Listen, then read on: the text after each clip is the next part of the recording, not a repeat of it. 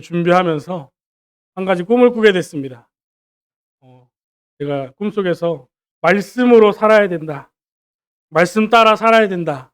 그렇게 설교를 하고 있었습니다. 근데 한 성도님께서 자리에서 일어나시더니 저한테 질문을 하시더라고요. 이렇게 해도 말씀으로, 저렇게 해도 말씀으로, 말씀. 우리가 말씀대로만 살면 율법주의 아닙니까? 그런 말을 하시더라고요. 너무 당황스러웠어요. 제 꿈인데 저한테 질문을 하더라고요. 그래서 그런 상태에서 잠에서 깼습니다. 잠에서 깨서 생각을 해보니까요. 정리가 안 되는 거예요. 말씀 따라 사는 삶인데 율법주의란 건 도대체 뭘까? 그런 생각이 자꾸만 들어서 기도를 하게 됐습니다. 그래서 제 자신을 돌아보니까 그런 거예요. 말씀대로 살아야 된다고 말하지만 말씀대로 살지 못하고 있는 삶이 보이고, 또 그러면서 다른 사람을 보면서 이 말씀의 잣대를 가지고 평가하고 있더라고요. 나도 안 되면서. 그런 것들을 보면서 아, 제게 정리됐던 것은 이랬습니다.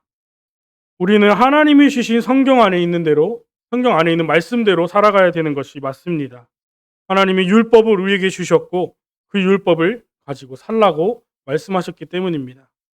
그래서 신명기 6장 4절에서 9절에 있는 말씀대로 우리는 생각하는 것도 하나님의 말씀대로, 또 우리가 행동하는 것도 하나님의 말씀대로, 우리의 가정도 또 우리의 교회도 하나님의 말씀을 따라가야 되는 것이 맞습니다. 그렇지만 율법주의란 것은 무엇이냐? 내가 그 율법을 지키지 못한 것에 매여서 괴롭고, 또 그 율법을 지키지 못한 자를 정죄하게 되는 것, 그것이 율법주의입니다. 그래서 우리가 가끔 그런 말을 하지 않습니까? 저 사람은 복음인데 왜 저래? 저 사람은 복음인데 왜 이렇게 행동해? 저 사람은 복음을 가졌다면서 왜 그렇게 생각해? 그렇게 말을 할 때가 있습니다. 우리도 모르게 율법주의의 체질이 나오게 됩니다. 그래서 우리가 그런 사람들을 볼 때에 복음을 가졌기 때문에 그렇게라도 생각할 수 있고, 그렇게라도 행동할 수 있고, 그렇게라도 생각할 수 있다는 사실을 우리가 정말로 봐야겠습니다. 그래서 율법주의가 되면 안 되는 이유가 무엇이냐? 우리가 특히나 교회 안에서 사람이 실수했을 때 복음이라면 애통할 수 있고 그 사람을 기다려줄 수 있습니다. 그렇지만 율법주의가 되면 그 사람이 싫어지고 미워지게 돼 있습니다. 자꾸만 비난하게 돼 있습니다. 그래서 오늘 내가 가지고 있는 것이 율법주의인지 아니면 정말로 복음인지 다시 한번 확인하는 깊은 기도 속으로 들어가는 시간이 되시면 좋겠습니다. 지금 이 시대를 보면 기준이 사라진 시대가 됐습니다. 옛날에는 우리가 사회적으로도 나라적으로도 기준을 정하고 기준을 지키면서 이렇게 살아왔는데, 지금 이 시대를 보면 창세기 3장의 사탄의 나중심 아래에 인권이라는 말에 사로잡혀서 나 기준을 잃어버린 시대가 됐습니다. 그래서 개인의 기준이 세워져 버린 시대가 됐습니다. 우리 랩런트뿐만이 아니라 현장에 가서 많은 아이들과 대화해 보면 그런 얘기들을 자주 하더라고요. 가르침을 받는 걸 싫어해요. 내가 옳은데 나한테 왜 가르치러 드느냐. 근데요, 애들을 보면 다 그 기준이 달라요. 내가 옳다고 말하는 그 기준들이 다 다르게 살아가고 있어요. 그래서 우리 아이들을 보면 너무나 똑똑하잖아요. 지금 이 시대에 너무나 많은 정보들이 쏟아지고 있고 너무나 많은 지식들이 나오고 있는데, 이 시대를 보면서 그런 생각이 들었습니다. 정보와 지식은 너무 많은 시대가 됐는데 지혜는 없는 시대가 됐구나. 그래서 자기 혼자 생각할 수 있는 힘이 있는 아이들이 별로 없습니다. 그렇다 보니까 교회 안에서도 하나님의 말씀을 던졌을 때 그 말씀을 가지고 생각하고 그 말씀을 가지고 기도할 수 있는 아이들이 너무나 적습니다. 그래서 이러한 비밀들을 우리 렘넌트들에게 가르쳐야겠습니다. 그래서 나 중심에 빠져서 나의 기준을 세우는 창세기 3장에 너가 너무 중요하다, 너는 할 수 있다, 유아 독존의 사상 아래에 개인들의 허울 좋은 소리만 늘어놓는 그러한 시대가 됐습니다. 전에 누가 그런 말씀을 잠깐 하시는 걸 들었어요. 나는 나중에 아이를 낳으면 내 사상을 가르치지 않겠다라는 얘기를 하시더라고요. 어, 그래서 정치나 종교나 이 세상을 살아가기에 많은 사상들이 있는데 이 사상들을 나중에 내 자녀가 경험해보고 옳다고 생각하는 것을 하게끔 해야겠다. 그것을 체험하게끔 해야겠다라고 얘기를 하시더라고요. 그것을 당장 들으면 너무나 멋진 말이고 당찬 포부로 들립니다. 내가 내 기준에 묶이지 않도록 내 자녀를 키우겠다. 어떻게 보면 굉장히 맞는 말입니다. 그런데 그 선택을 하는 기준이 창세기 3장에 나 기준으로 선택하기 때문에 문제가 되는 것입니다. 아무 기준도 없는 아이가 어떻게 선택하고 무엇을 선택할지 그것은 너무나 당연한 것입니다. 세상의 기준 아래에 세상에 맞는 것으로 사단이 원하는 것으로 선택할 수밖에 없는 것입니다. 그래서 올바른 기준이 없이는 올바른 선택도 없습니다.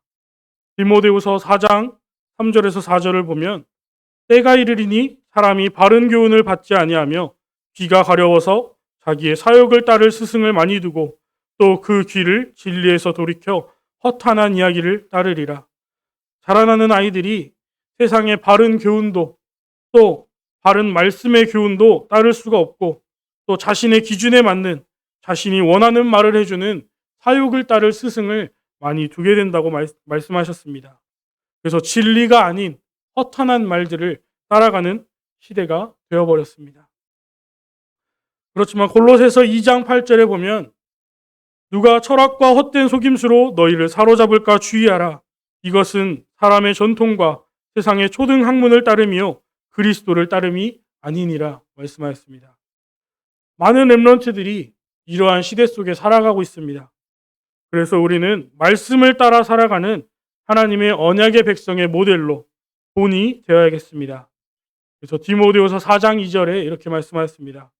너는 말씀을 전파하라. 때를 얻든지 못 얻든지 항상 힘쓰라. 범사의 오래 참음과 가르침으로 경책하며 경계하며 권하라. 5절에 그러나 너는 모든 일에 신중하여 고난을 받으며 전도자의 일을 하며 내 직무를 다하라 말씀하였습니다. 그래서 우리에게 주신 직분을 따라 또 우리에게 주신 신분을 따라 우리 아이들을 오직 복음으로 제대로 교육하고 가르쳐야겠습니다. 오늘 말씀에 써 있는 대로 오늘 본문 내용대로 진정한 자유란 무엇일까요? 한번 생각해 보신 적이 있습니까? 많은 사람들이 진정한 자유라 그러면 뭔가 내 삶을 떠나서 일탈하고 뭔가 잠깐 여행하고 오고 내 마음대로 사는 것 그것이 진정한 자유라고 생각을 합니다.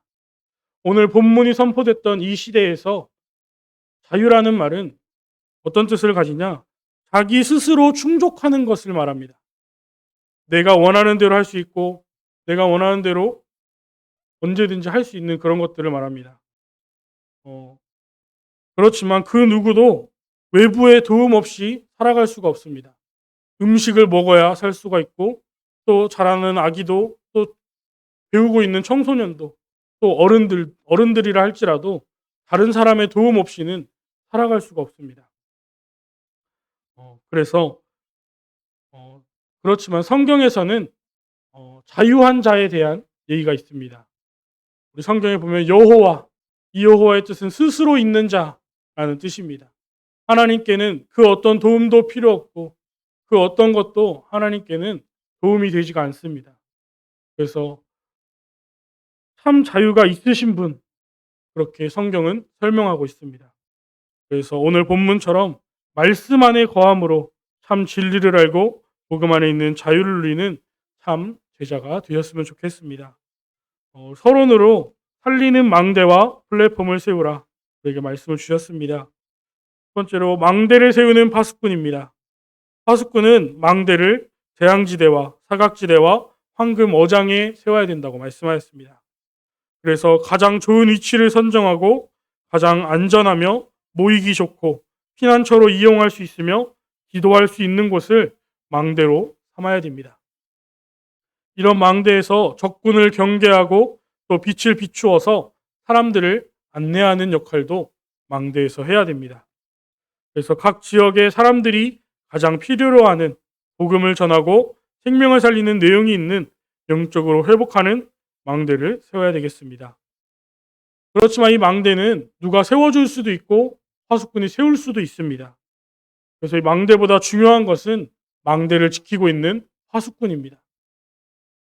파수꾼이 제대로 일을 하지 않으면 망대는 무너질 수밖에 없고 정복당할 수밖에 없습니다. 지금 세계 교회가 제대로 된 파수꾼을 세우지 않아서 망대가 흔들리고 있고 무너져 버려서 세상에 정복당했습니다. 교회 안의 후대들이 세상의 종노릇하고 있고 그 종노릇이 가치가 있는 것처럼 세상으로 떠나가고 있습니다. 교회를 떠나고 있습니다. 그래서 파수꾼이 가장 먼저 오직 그리스도의 언약을 붙잡고 내 안에 하나님의 나라가 임하는 개인의 망대를 세워야겠습니다. 사도행전 2장의 역사 44절에 47절에 보면 모든 물건을 서로 통용하고 재산과 소유를 팔아서 각 사람의 필요를 따라 나눠주고 날마다 마음을 같이하여 성전에 모이기를 힘쓰고 집에서 떡을 떼며 기쁨과 순전한 마음으로 음식을 먹고 하나님을 찬미하며 또 온 백성에게 친송을 받으니 주께서 구원받는 사람을 날마다 더하게 하시니라 말씀하였습니다. 저는 이 말씀을 보면서 항상 그랬습니다. 우리가 교회에 조금 더 모이고 우리가 조금 더 기도하고 우리가 조금 더 하나가 되어야 성령의 충만함을 받지 않겠냐, 그런 생각을 했었습니다. 그런데 하나님은 이미 말씀에 증거를 주셨더라고요. 사도행전 2장 1절에서 4절을 보면 오순절 날이 이름에 그들이 다 성령의 충만함을 받았다고 나와 있습니다. 오직 그리스도의 언약을 붙잡은 자가 진리를 알고 참 자유하게 될 때 그 사람의 안에 하나님의 나라가 임하고 그 생각과 마음이 항상 하나님의 계획과 뜻을 찾을 때 이러한 사도행전의 역사가 일어나게 될 줄 믿습니다. 그래서 우리가 가장 먼저 받아야 되는 것이 오직 예수 그리스도를 통한 성령의 충만함을 받아야 됩니다. 그래서 오늘 본문의 말씀처럼 참 진리를 알고 자유한 참 제자가 되어야겠습니다. 그래서 파수꾼은 성령의 충만함 속에 제대로 된 망대를 세우기 위해서 말씀에 집중해야 됩니다. 그래서 목사님이 앞에 서고 또 지금은 또 제가 서 있지만 제 음성으로 듣지 않고 또 목사님의 음성으로 듣지 않고 하나님이 어떤 말씀을 하시는가를 정확하게 들을 수 있는 사람이 파수꾼의 자세를 가진 사람입니다. 그래서 나에게 하나님의 나라가 임할 때 요셉처럼 하나님이 함께 하심으로 형통한 자가 되었을 때 현장이 자연스럽게 이 사실을 알게 되고 현장에서 세계로 이 망대가 연결되어지게 됩니다. 그 현장에서 만나지는 사람에게 복음 전달을 하는 것으로 끝나는 것이 아니라 그 사람이 복음화 되어질 수 있도록, 그 사람이 복음으로 생각하고 복음으로 행동할 수 있도록 우리는 도와줘야 됩니다. 또 나에게 이 복음을 개인화시켜서 세계를 보고 소통할 수 있는 복음으로 세계화가 되어야겠습니다. 두 번째로 플랫폼의 시스템 준비입니다. 이 시스템의 준비는 렘넌트들에게 말씀을 또 주셨는데 우리도 남은 자 렘넌트로서 이 비밀을 붙잡아야겠습니다. 매년 청소년 수련회가 되면 유 목사님께서 우리 렘넌트들에게 기본적으로 주시는 말씀이 하나 있습니다. 사단에게 속지 마라, 이 말씀을 매년 렘넌트들에게 하십니다. 근데 올해는 하나 더 붙여서 말씀하셨습니다. 사단에게 속지 말고 사단을 속여라, 그렇게 말씀하셨습니다.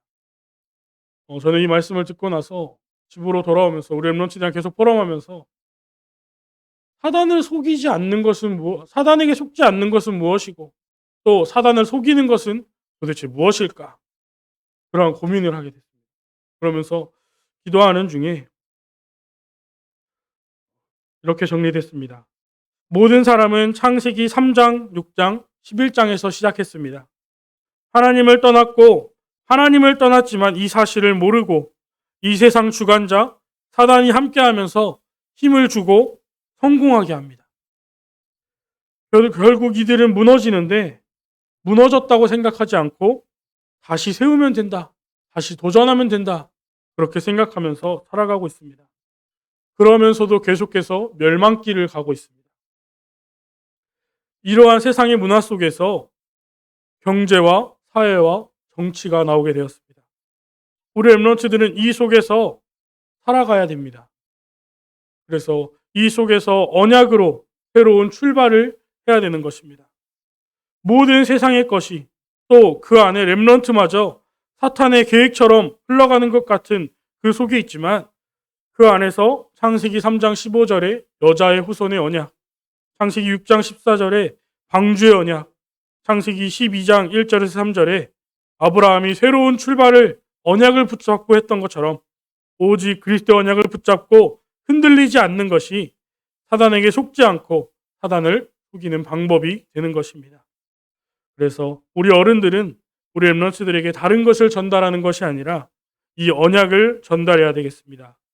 여기서 영성이 준비되어지고 또 기능과 학업이 그 영성 안에서 나오며 이 세상의 문화를 오직 그리스도의 문화로 정복하고 주도하고 증인으로 설 수밖에 없는 것입니다. 그래서 앞서 말씀드린 것과 같이 신명기 6장 4절에서 9절의 말씀처럼 생각의 뿌리가, 행동의 뿌리가, 모든 삶의 뿌리가 하나님의 말씀, 오직 예수 그리스도의 언약으로 되어지도록 우리 렘넌트들을 준비시켜야겠습니다. 그래서 렘넌트의 순서를 잘 알라고 말씀하셨습니다. 첫 번째로 영적 시스템을 알아야 된다고 말씀하셨습니다.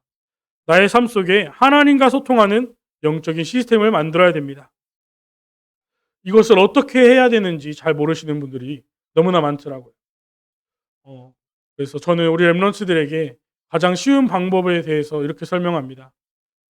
내가 내 모든 생각과 나의 감정과 나의 마음에 첫 단어로 하나님을 붙여서 시작하는 것입니다.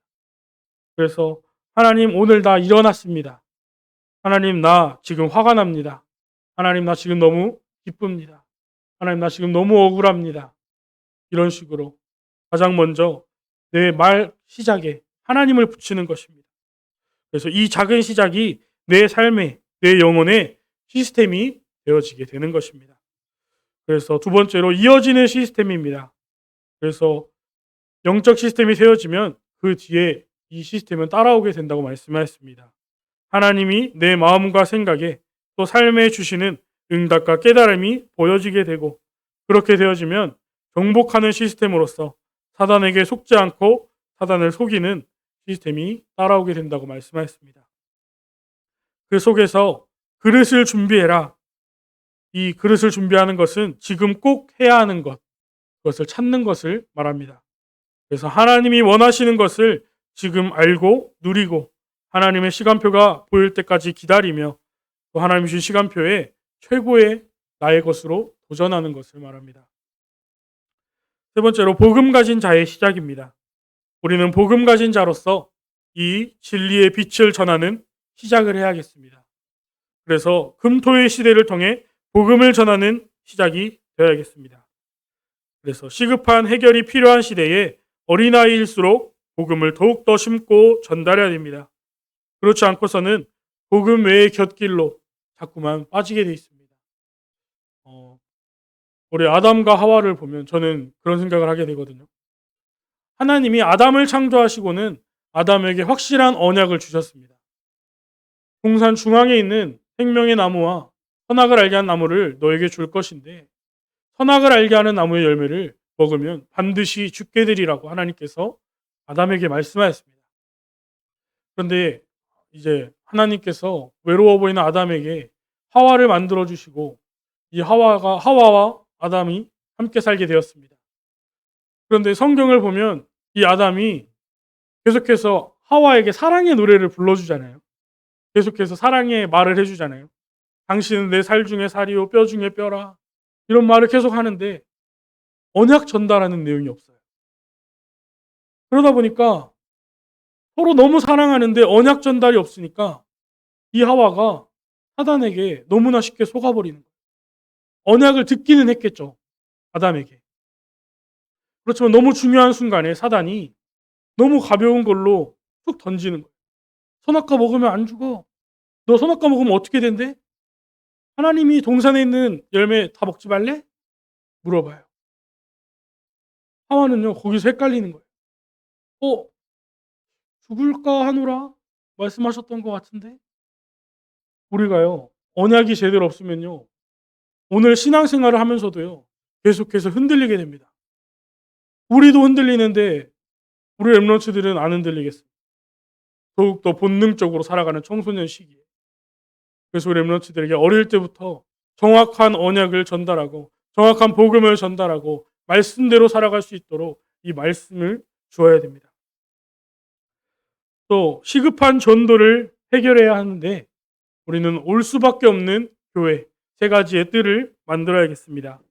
237에 모든 나라들이 와서 자유롭게 쉬고 치유받을 수 있는 이방인의 뜰, 또 아이들이 자유롭게 뛰놀고 하나님의 말씀을 언제나 들을 수 있고 경외할 수 있는 아이들의 뜰, 항상 기도할 수 있도록 하는 기도의 뜰이 내 마음과 생각에 먼저 심어지고 또 교회 안에 준비되어야겠습니다.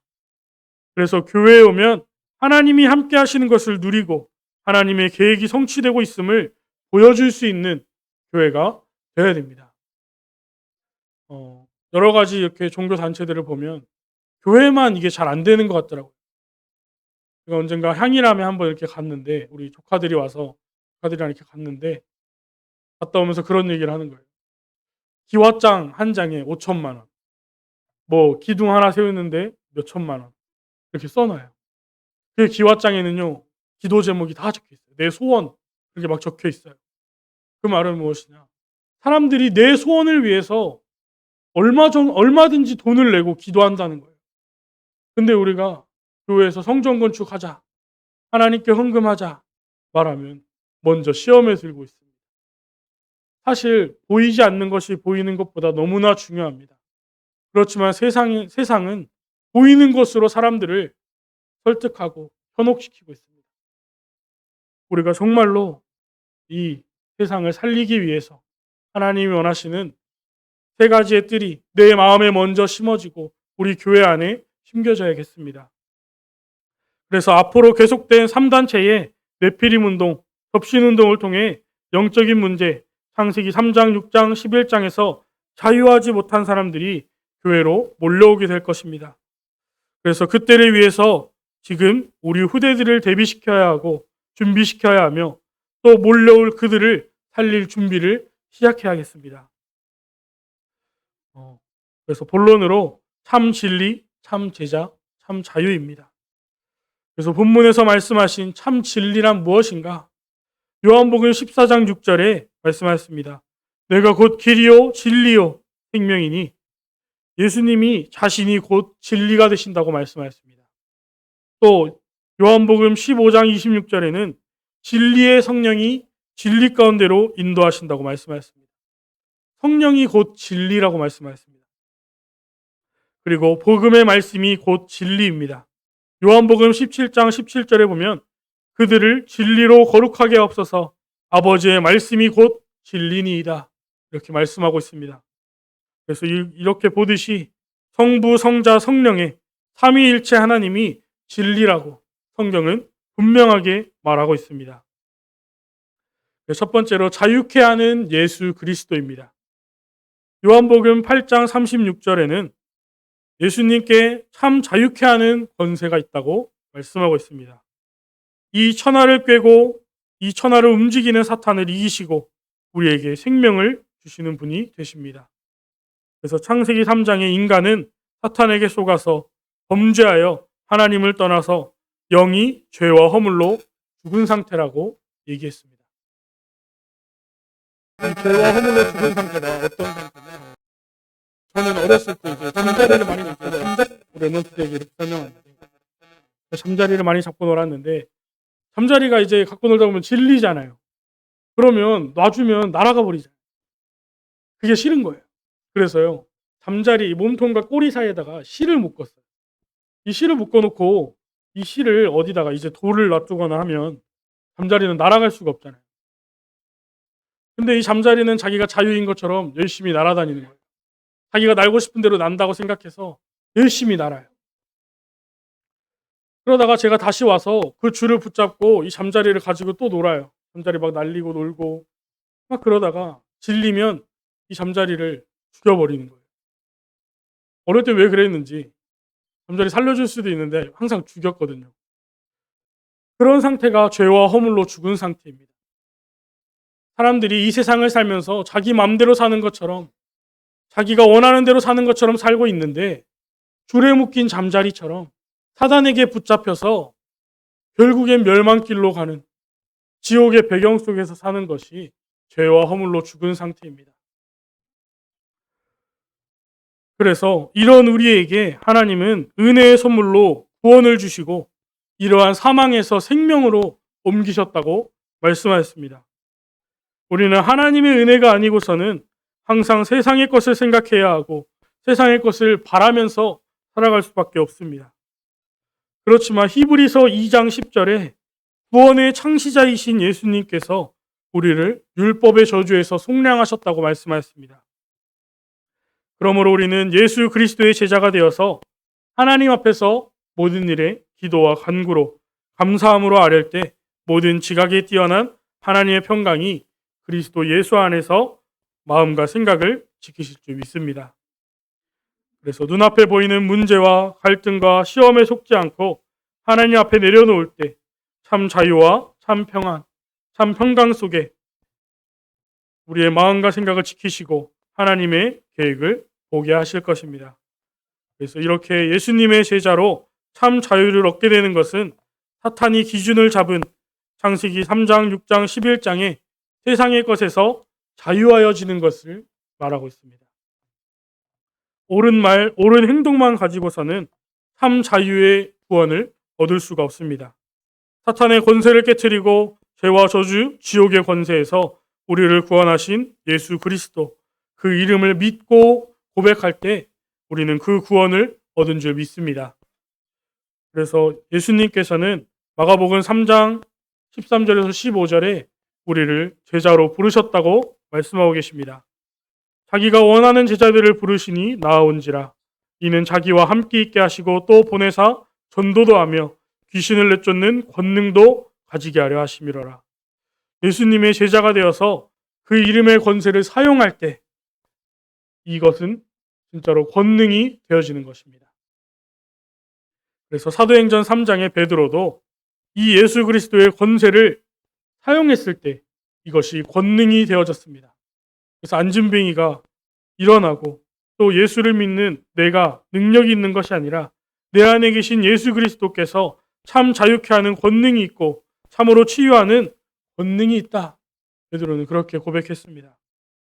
그래서 예수 그리스도는 참 자유케 하는 주인으로서 믿는 자에게 능히 하지 못할 일이 없는 줄을 믿습니다.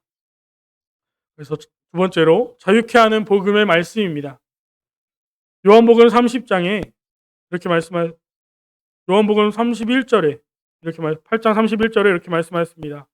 너희가 내 말에 거하면 참으로 내 제자가 되고 진리를 알지니 진리가 너희를 자유롭게 하리라.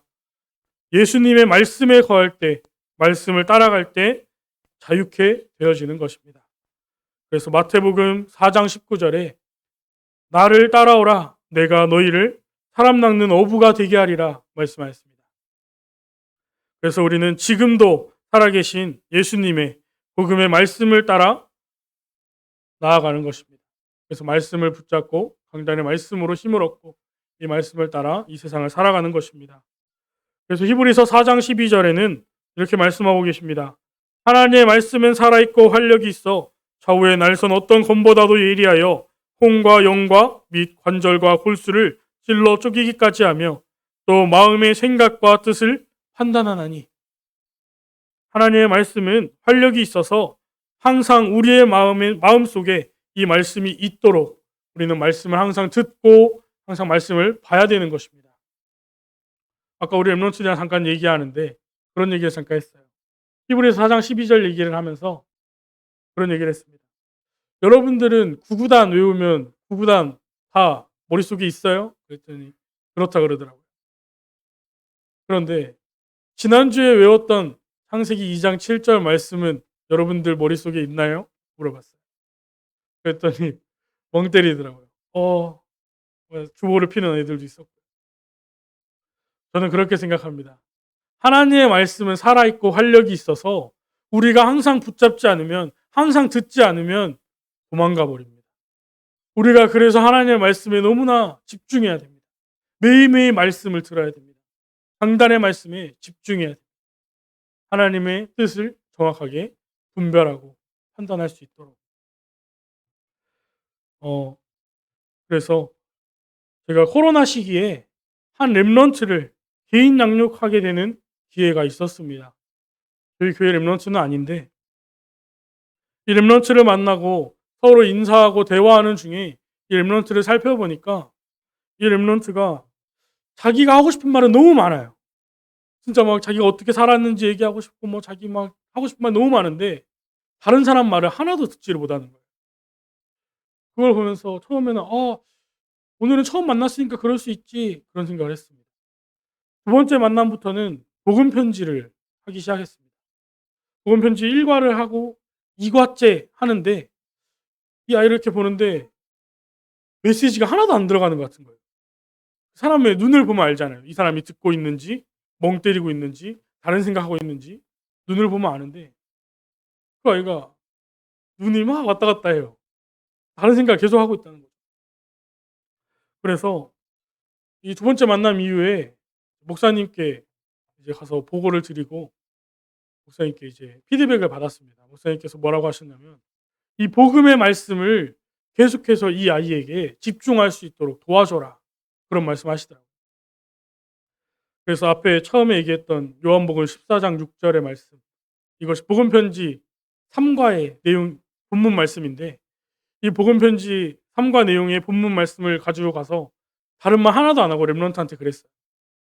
"이 말씀을 매일 읽고 매일 한 번씩 써서 나한테 사진 찍어서 보내라." 그랬어요. 이거를 2주 동안 진행을 했어요. 원래 첫 주만 하기로 했는데 너무나 숙제를 잘 안 해서 2주 동안 했어요.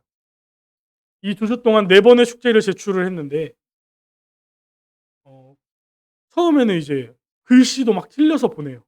글씨도 막 휘날려서 쓰고 글씨도 틀려서 보내고 근데 이 4번 동안 글씨를 이제 글씨가 이상한 건 똑같은데 틀리는 게 없어졌더라고요. 그러면서 '정말 많이 달라졌다.'라고 느낀 것은 무엇이었냐면 이 렘넌트가 자기 교회 강단 말씀을 듣고 와서 자기가 은혜 받았던 걸 얘기하기 시작하는 거예요. 길게 말하는 건 아닌데 짧은 내용들인데 "이번 주에 뭐 학교에서 이런 일이 있었는데 강단의 말씀을 통해서 이런 거를 은혜 받았다." 그런 것들을 얘기하고 또 강단 말씀을 듣다가 궁금한 말씀들을 저한테 가지고 와서 물어보더라고요. 이 말씀이 왜 이런 말씀인지 너무나 궁금하다. 그런 걸 물어보더라고요. 그러면서 너무나 달라진 것은 뭐냐? 이 렘넌트가 전에는요, 사람들을 만나면요, 자기가 하고 싶은 말이 너무 많다 그랬잖아요. 만나면 막 그런 얘기 하는 거예요. "우리 다락방 단체 너무 좋다. 우리 류 목사님 너무 좋다. 우리 담임 목사님 너무 좋다." 그런 말만 해요. 어느 정도 학교 갈 때 버스 타서 버스 기사님들한테까지 그 말을 계속해요. 그 버스 기사님들도 이제 그 아이가 타면 다 알아보더라고요. 근데 이 아이가 말씀을 조금씩 적고 묵상하기 시작하면서 그런 말들을 하고 다니는 거예요.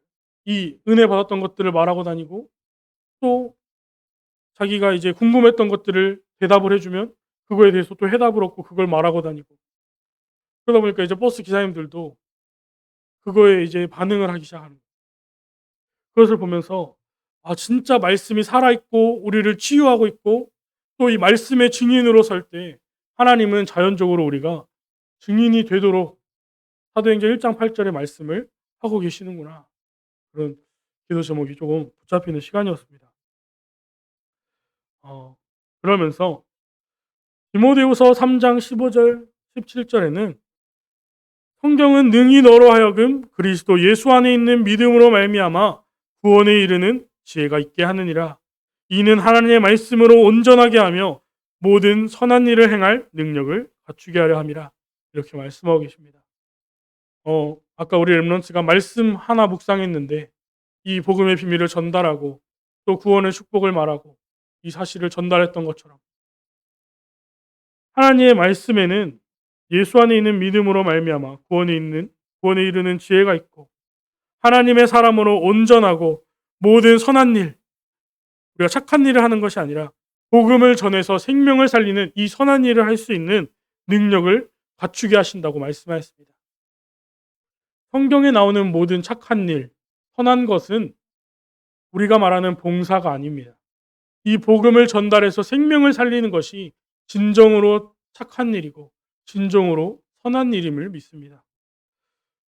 그래서 베드로전서 1장 23절에 우리가 구원받고 거듭난 것은 살아있고 항상 있는 하나님의 말씀으로 된 것이라고 말씀하고 있습니다. 그래서 우리를 구원하시는 하나님의 말씀의 제자가 되어질 때 우리는 새롭게 거듭난 참 자유한 자가 되어질 줄 믿습니다. 세 번째입니다. 자유케 하는 진리의 성령입니다. 보혜사 성령, 진리의 영이 우리 속에서 영원히 함께 하시겠다고 말씀하였습니다. 로마서 8장 1절에서 2절을 보면 그러므로 이제 그리스도 예수 안에 있는 자에게는 결코 정죄함이 없나니 이는 그리스도 예수 안에 있는 생명의 성령의 법이 죄와 사망의 법에서 너를 해방하였습니다. 앞에서 말씀드린 것처럼 정말 복음을 아는 사람은 그리스도 예수 안에 있는 이 복음을 통해 율법에 빠져 정죄하지 않는다고 말했습니다.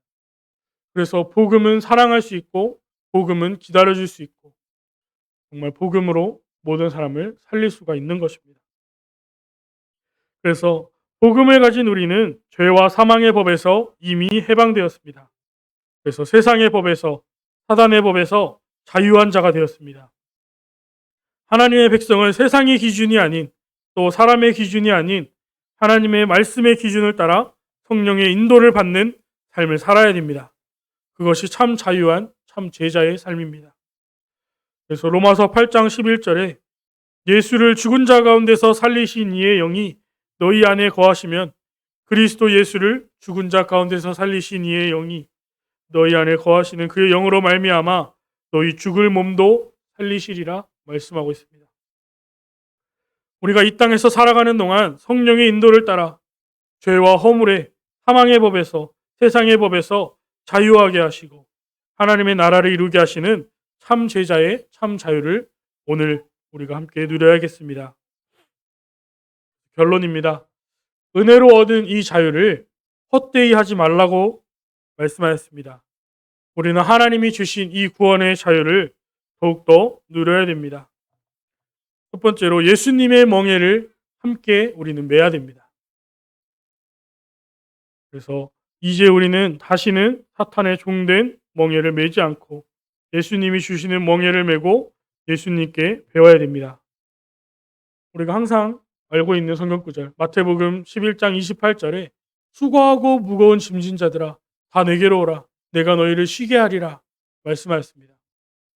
그런데 이 짐을 내려놓고 그 29절에 이렇게 말씀하십니다. 나는 마음이 온유하고 겸손하니 나의 멍에를 메고 내게 배우라. 그리하면 너희 마음이 쉼을 얻으리니. 예수님과 함께 멍에를 메면 우리가 쉼을 얻게 된다고 말씀하고 계십니다. 또 이 멍에를 메고 예수님께 배우라고 말씀하고 계십니다. 그래서 우리는 항상 얘기하듯이 예수님을 닮아가는 삶, 예수님께 배우기 때문에 예수님을 닮아갈 수밖에 없는 삶이 돼야 됩니다. 그래서 예수님을 따라갈 때 참 제자의 삶을 살면 참 평안과 참 자유함이 있는 것입니다. 그래서 두 번째로 말씀을 따라 사는 참 제자가 되라 이렇게 말씀하였습니다.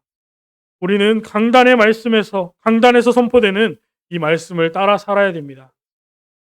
그래서 강단에 서는 것이 목사님이 아니라 정말 하나님의 음성으로 들려지고 정말 하나님이 원하시는 뜻과 하나님의 계획을 찾는 그 집중이 시작되어야 됩니다. 그래서 선포되는 모든 말씀이 하나님의 말씀으로서 그 안에서 하나님의 계획을 발견하고 언약의 여정을 걸어가야겠습니다. 그래서 살아계신 하나님의 말씀이 지금도 활동하며 우리의 삶에 역사하고 이 말씀을 따라 사는 우리가 참 자유한 제자가 되어지는 것입니다. 그래서 앞에 말씀드린 것처럼 영으로 나와 함께 하시는 하나님이 말씀으로 지금도 우리를 인도하고 계시다는 사실을 잊어서는 안 되겠습니다. 마지막으로 성령을 따라 행하는 참 제자가 되라입니다. 그래서 우리는 진리로 인도하는 성령의 충만함을 구하고 성령의 인도하심을 따라 행하는 참 제자가 되어야 됩니다. 우리가 2022년 마지막에 함께 오직 성령 충만을 위한 기도 제목을 놓고 40일 집중을 했었습니다. 저는 여태까지 했던 것과 다르게 그 40일 동안 성령 충만이라는 단어만 정말로 붙잡고 기도를 시작했습니다. 그래서 이번 40일은 내가 포기하지 않고 놓치지 않고 40일에 도전하겠다. 그래서 이 성령 충만을 놓고 매일 새벽 예배에 와서 기도하는데 처음에는 성령 충만이 도대체 무엇일까라는 생각을 했습니다. 어렸을 때는 성령 충만이라는 얘기를 들으면 뭔가 나에게 파워가 생기는 것 같고 만화에서 나오는 것처럼 막 손에서 레이저 나올 것 같고 눈에서 광선이 나올 것 같고 막 그런 생각들만 했었는데 자라다 보니까 도대체 성령 충만이란 무엇일까라는 생각을 하게 되더라고요. 근데 성경을 보면 성경에는 성령 충만에 대해서 말하고 있습니다. 성령 충만한 자들이 어떻게 행동했는지, 어떻게 살아갔는지에 대해서 나옵니다. 이 성령 충만한 자들이 어떻게 살았냐? 하나님의 뜻과 하나님의 계획에 항상 마음과 생각을 두고 살았습니다. 그래서 교회 중심으로 모일 때에 교회를 위해서가 아니라 하나님을 위해서 교회로 모이고 하나님을 위해서 그들이 모여서 기도하고 하나님을 위해서 이 복음을 전달하는 정말 성령의 충만함이 하나님의 뜻과 하나님의 계획을 생각할 수 있는 마음과 생각을 가지는 것입니다. 그런데 이것은 우리의 마음대로 되지가 않습니다. 제가 40일 동안 그렇더라고요. 40일을 하면서 새벽 예배를 가기 전에 이제 전날 일찍 잠에 들면서도 그런 생각을 할 때가 있어요. 아, 오늘은 너무 하루가 피곤해서 내일 새벽 예배 못 가겠다. 그러면서 일찍 잠에 들어요. 그러면요. 새벽에요. 알람도 못 듣고 알람을 들어도요. 알람 끄고요. 화장실 갔다 와서 다시 또 자요. 근데요. 내가 진짜 그날 하루 동안 피곤하고 새벽 2시 막 이럴 때 잠에 들어도요. 하나님 앞에요. 내가 다음날 진짜 새벽 예배 도전한다. 이번에 성령 충만 놓고 기도하는데 하나님 정말 내가 새벽에 일어나서 기도할 수 있는 힘을 달라고 기도하면요. 알람 듣기도 전에 알람 울리기 2분 전에 딱 일어나서 알람 끄고 딱 옷 입고 나가더라고요. 그런 것들을 보면요. 하나님께서 우리의 마음과 생각을 지키시는데 우리가 정말 하나님의 뜻과 하나님의 계획에 생각할 수 있고 또 마음을 둘 수 있는 그 생각과 마음을 하나님이 지켜주시고 인도하시는 것이 정말로 성령의 충만함이고 성령의 인도함인 줄 믿습니다. 그래서 우리는 이 세상을 살다 보면 창세기 3장, 6장, 11장에 나 중심의 것을 또 육체의 것을 자꾸만 생각하게 되어집니다. 이것은 잘못된 것이 아니라 세상을 살고 있기 때문에 당연한 것입니다. 그래서 세상에 빠졌다고 정죄할 필요가 없습니다. 오히려 애통하고 기도해 줘야 되는 부분입니다. 그래서 사탄이 정복한 세상 나라에서 하나님의 말씀도 없이 또 하나님의 말씀의 인도가 없이 살다 보면 나도 모르는 사이에 사단의 심부름을 하면서 살고 있습니다. 또 사단의 종노릇하는 나의 모습을 보게 됩니다. 그래서 우리는 예수님을 따라 또 말씀을 따라 성령의 인도를 따라 내 욕심이 아닌 하나님이 원하시는 하나님의 계획을 발견하고 또 세계 복음화에 하나님이 원하시는 참된 자유를 얻은 참 평안을 얻은 참 제자로 살아갈 수 있도록 우리가 항상 기도를 놓치지 않고 언약을 놓치지 않는 참 자유한 참 제자가 되어야겠습니다. 기도하겠습니다. 하나님 은혜를 주신 것 감사를 드립니다. 오늘도 주는 그리스도시요 살아계신 하나님의 아들이심을 듣게 하시고 믿게 하시며 고백하도록 허락하신 것 감사합니다.